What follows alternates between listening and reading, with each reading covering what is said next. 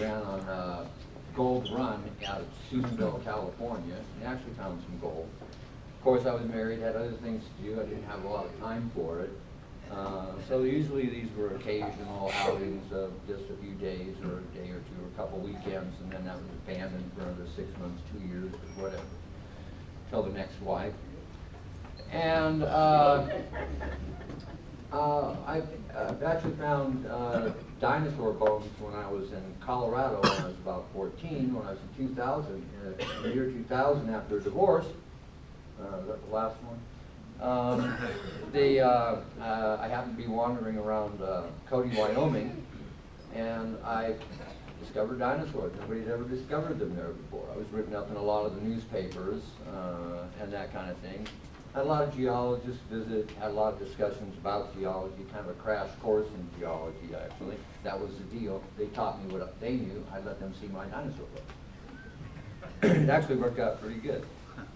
So basically, my knowledge of geology, gold, and things like that just came along bits and pieces. I didn't go to school for it. I didn't realize until I actually began working on creating a sluice how much that I already did know about fluid dynamics and other things that I learned in other areas of study in my life. I think a lot of us know a lot more than we think we do about some of these things. I moved to Wickenburg, and I ran a computer store. I'm actually an accomplished computer technician, ran Comptech computers. Before that I was at Arizona's Computer Solution in Wickenburg, and I done computer repair for a long time. I programmed from the time I was 14 years old. And I really got tired of all these people coming in and telling me that they'd washed their mouse and it didn't work anymore. And I really wanted to get away from that. So I wanted to get my dog and get out in the countryside and do something. Probably one of the few people that really didn't care if I found any gold or not. And I bought this sluice and that sluice and this pump and set it at that angle and went from this place and that place, and man, all I could find was these little bitty specks, a little bitty, you know, a 1/4-inch flake was huge. I can imagine something that big. And it seemed like no matter how I set my sluice, I was always losing more gold than I would find in it. One day I went out and I got a yard of dirt, a whole 40 buckets. And for the next year, that same 40 buckets, I reprocessed and reprocessed and reprocessed it through different sluices and tried to discover what it was that was being missed and why it was being missed. I came to the conclusion in this particular area that there's a lot of fine gold, but there's no equipment that could capture it. So while I was out playing around one day, I was down on the ground. I didn't have one of the vacuums, you know, I could suck up the dirt out of the cracks and things. I would get down there with a paintbrush and brush it out. It was fine. I wasn't in any hurry. I was just going to take and have a nice day and maybe get a little gold or something. If I found a little bit in my pan, a lot of times I'd end up panning it, but you usually get that more than I could with the sluice. I was laying there visualizing the water coming rushing down through this wash and how it was going to move when the water hit it. And I realized at that point that even though the water is boiling and dirt's going everywhere in this wild water that's coming down here, the gold never really gets off the surface of the bedrock. The bedrock becomes exposed, the piece becomes dislodged, and it just creeps along the bottom until it finds another little crack to fall into. So in a big flood, you might only have that particle of gold move a few feet from where it was, you know, before the flood. So I decided that one of the problems with sluices was the ramp. You're sending all these particles of gold, you're forcing them up into the fluid flow, and it now has to settle back down. Smaller particles won't settle as quickly as a big chunk will.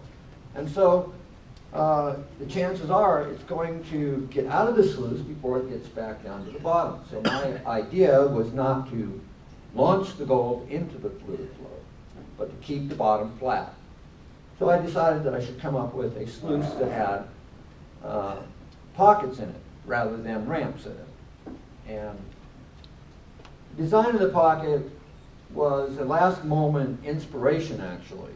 I knew that I wanted a pocket. I wanted them round because of the way a gold pan works.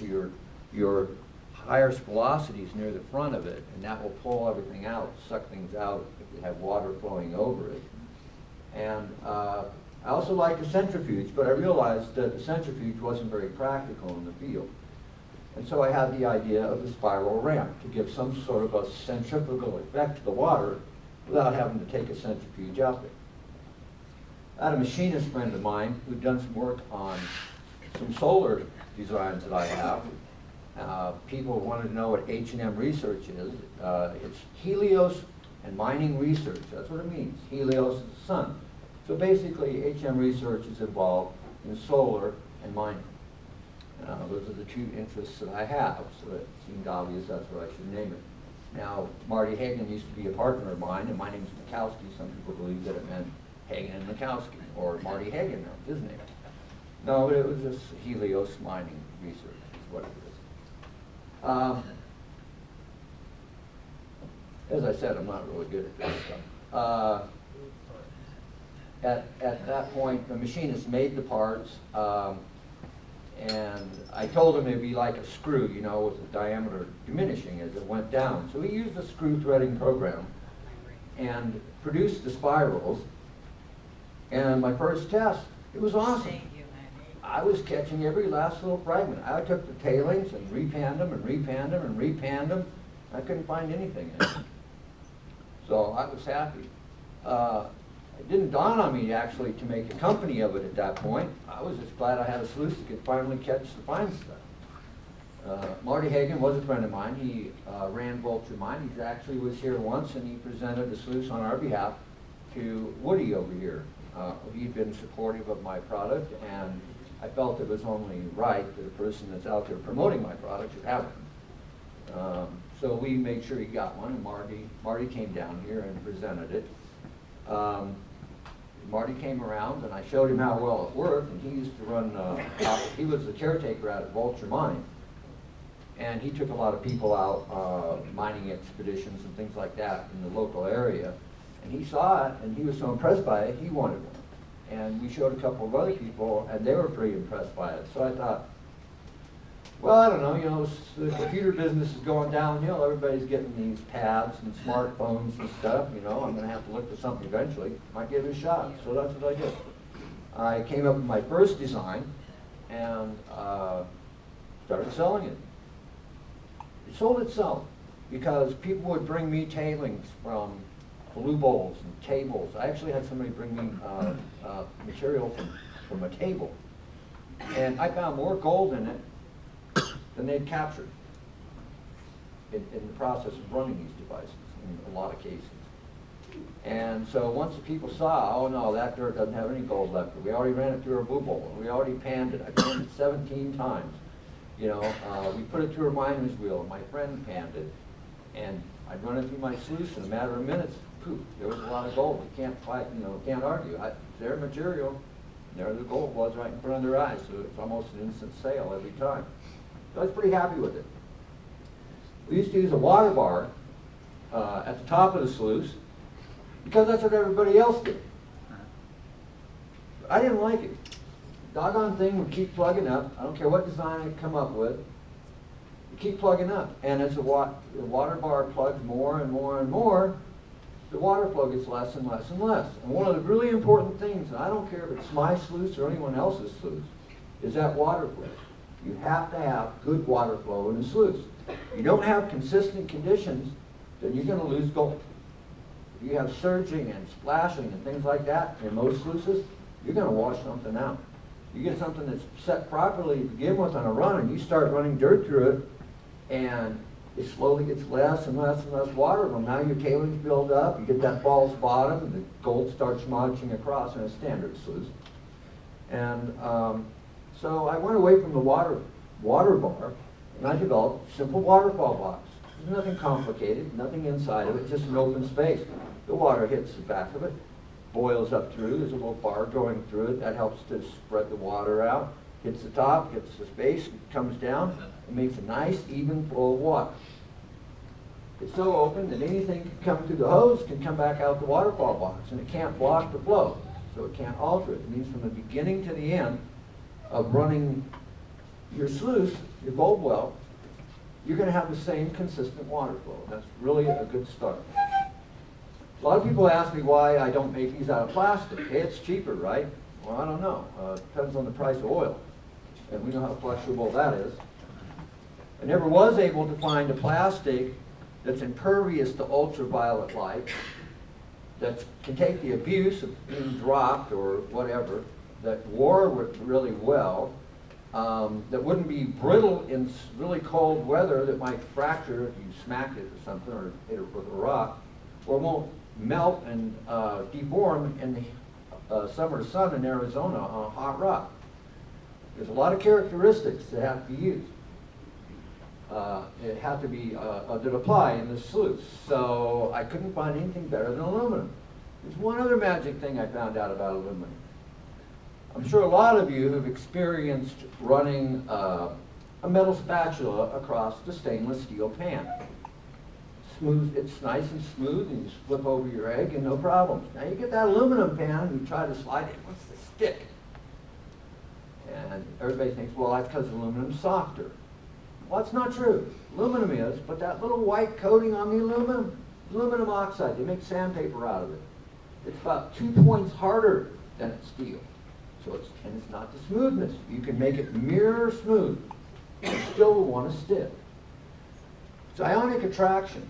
There's an electronic attraction between the aluminum and other metals. It wants to bond with it. When you mix gold with aluminum, you end up with purple gold. You dip just a little bit of aluminum in your gold, you'll come up with a royal purple colored gold. You know, rose gold, that's copper. Add aluminum, you get purple gold.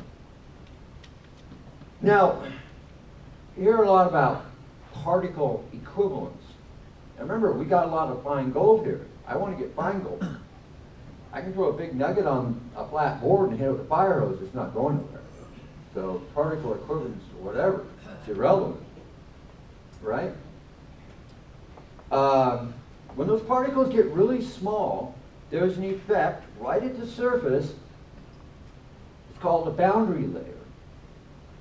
Particles, the water molecules right next to the surface of anything on a flowing stream are not moving. They're actually stuck. The molecules just above that, they're almost stuck. And so as you work away from the surface in, let's say, a stream bed, a pipe, a sluice, anything, the water begins to accelerate until you get to the full speed of the fluid flow at some distance away from the bottom. Now, that ionic attraction is actually very weak. So if I put a nugget like that in there, all of it's getting hit by that fast water. Only at that little bitty point where it's touching the bottom do I get ionic attraction. Not even going to be noticeable. That water's going to just blow it right on out. But when those particles get so small that they're sitting in that boundary layer and the water's not moving any at all or very much, the fluid flow in the sluice can't affect it. And so now you have ionic attraction that is attempting to keep that gold in the sluice as well. It's one of the reasons I've never changed my design to plastic or some other material. I have to be certain that any material I replace the sluice plates with would be as good at capturing gold through ionic attraction, the fine gold, as what I currently build. I don't care about profits. If I did, I'd be in a different business. I do not sell a lot of these things. They're expensive, and nobody will, I won't argue that point. I pay a lot of money for my parts because I can't order them in 1,000 quantities. I do not have a lot of mass marketing and sell thousands of them monthly all around the world. I have sold them all around the world, but not thousands, unfortunately. And I won't compromise on my quality. I use stainless steel and aircraft aluminum because it's good quality, it will last a long time, and I don't see any reason why somebody needs a disposable sluice. Now there are people on a budget, and I guess they can satisfy themselves with the sluice that they have currently. I just won't compromise that quality, and that's just the way it's going to be, unfortunately. But I'm actually happy with that, because I don't think I could actually handle instant success. A lot too, becoming a large company. I can handle 10, 20 sluices a month, okay? Well, I'm not very good at management, no better than I am at public speaking. So if I had suddenly 50 employees to manage, I'd be slumped. And I barely manage myself. In any case, we do build it. You got to think of me anytime you're going to buy a sluice from me, if that's what you decide to do. And that would be awesome if you did. Is that I'm the little red-haired kid down on the corner on the lemonade stand with the freckles, okay? And things may not work out exactly as planned. This particular week, we're out of parts. I'm not going to get them until next Monday. The holidays got my machinist. He decided to go on his holidays. And it took us an extra couple weeks to get our next order in. So fortunately, it's only affected a couple of people. Maybe when we get bigger, I won't have that problem anymore. But I'm always going to anticipate some minor little, fly in the ointment, no matter what I do. So anyways, we have gotten the sluice to everybody. I've got hundreds and hundreds of these things out there. I have not, to date, had anyone request their money back. I have not had anyone tell me that it didn't work as advertised. I can't prevent any one of these people from going on the internet and posting negative advertisement about me and my product. And I've looked all over. I found a few posts that said, well, it didn't work as good as I expected. But I've seen people out there that believe that there's magical invisible gold, and they're expecting my sluice to capture it. They're going to be disappointed, because if there isn't gold in the ground, my sluice can't capture it. I also can't make them read my manual and operate it properly. The Gold Well Sluice is actually a lot more friendly to operate than most sluices. It can work at a wide variety of angles and water flows. I had one friend when I first sold the sluices a few years back. He put it at 45 degrees. And he put 11 little flakes of gold in some dirt, and he ran it through the sluice, and he got all 11 back. And that was, I don't know if anybody of you guys know Sundance, but that's what name he goes by. He sells claims on the internet and stuff. And I don't even want to go there. Okay, he's a nice guy, and he bought one of these, and he's used one ever since. So, and his whole family's been in mining for a long time, as he tells it. In any case, we're going to give a little demo of this. The term is a vortex sluice. I coined it. Gold Well Vortex Drop Ripple Sluice. Originally, I thought it actually created a vortex. I'm really relatively certain now that it does not. And the main reason is because the pockets fill up. There's only a small profile of the pocket left that's actually exposed to the water. It actually creates a very convoluted eddy. And the term vortex sluice really applies more to the appearance of the pocket. It looks like a vortex. So don't expect this big whirlpool to suddenly fire up and suck all the gold from 5 counties out into your sluice. It's not going to happen. It is cool to watch though. And Greg is my, Greg Torrance, he's the manager at my humble manufacturing facility. And he also assembles sluices. He's going to fire it up and start it running. Anyone who has a sluice that has any questions about how to properly operate or feed it, I'm more than happy to answer the questions now. I'll take a few minutes to field any questions.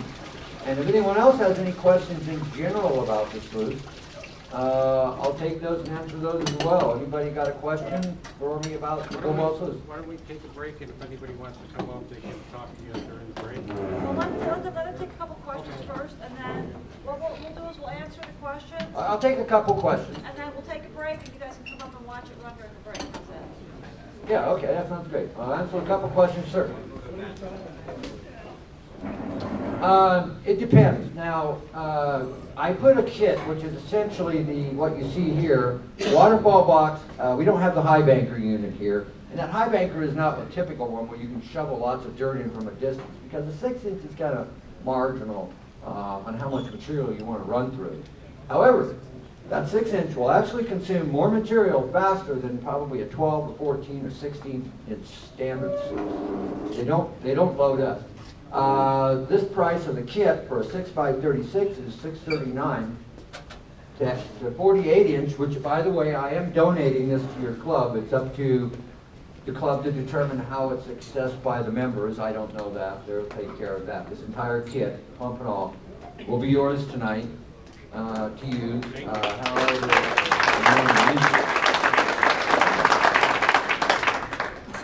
the 48-inch gives you a little more run time perhaps, and it costs $729, the kit. And then the 12-inch is a monster. It's only double the size, but you could probably put 4 or 5 times the material through it. You can the 6-inch. So you're going to need 2, 3, 4 guys to keep it fed. We had some of our customers, Derek Eimer at the 49ers Club up in California. Him and Dan, his friend, ran 150 buckets through it in under an hour. And in some of their videos, you can see they put like getting rid of the rocks over 1.5 inches. They stuffed 2/3 of a bucket through in 7 seconds. So that's a bucket in 10 seconds. You can run it that fast. They're expert miners, and they check their tailings constantly, make sure they haven't lost gold. So that's probably about your limit. I don't know if you want to push it that hard constantly, but I would say safely, you could probably, with enough people or equipment, you could probably run at a rate of 80 to 100 buckets an hour without any problem. And that, of course, when I give a number, a lot of that has to do with material.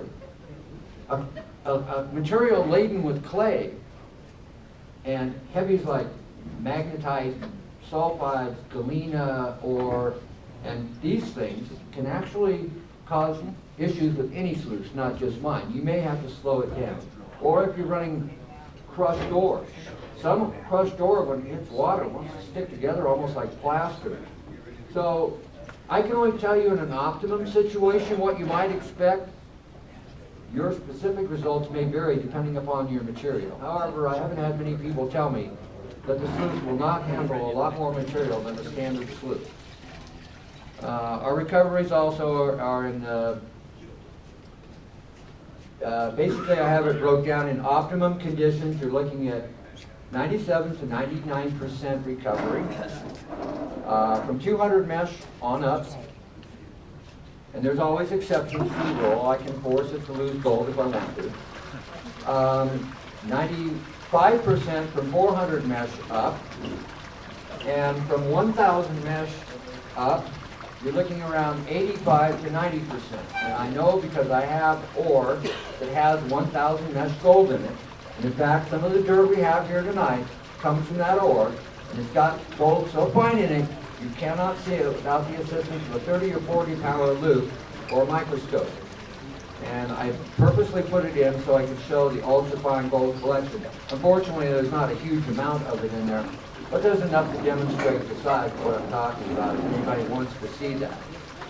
So, your question was how much did 12-inch sluice runs for the kit runs a 1129. We do also sell the sluices separately.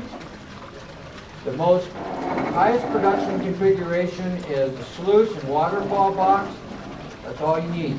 You put the high banker on, it'll give you the ability to classify as a sluice, but you're never going to run the same amount of material as you will without. Classification is not required with Gold Well. It's a convenience.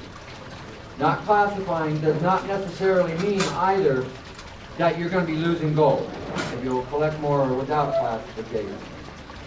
So it's really up to the individual's preference as whether they use a high banker and classifier or not. All right, so that answers your question. They start at $450, I think, for the sluice by itself. Let's take a break. you. Thank you, everyone. Thank you. Now we'll take a break, 10 minutes, because we gotta have the raffles and